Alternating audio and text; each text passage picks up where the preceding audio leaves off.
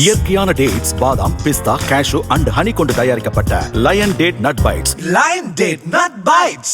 பிரதீப் ரங்கநாதன் நடிப்பில் வெளியான டூட் திரைப்படம் 3 நாட்களில் 66 கோடி ரூபாய் வசூல்.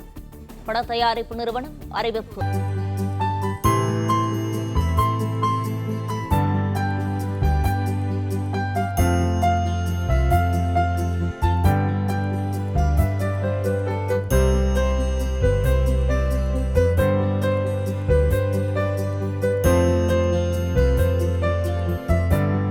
இயற்கையான டேட்ஸ், பாதாம், பிஸ்தா, கேஷு அண்ட் ஹனி கொண்டு தயாரிக்கப்பட்ட lion date nut bites. Lion date nut bytes.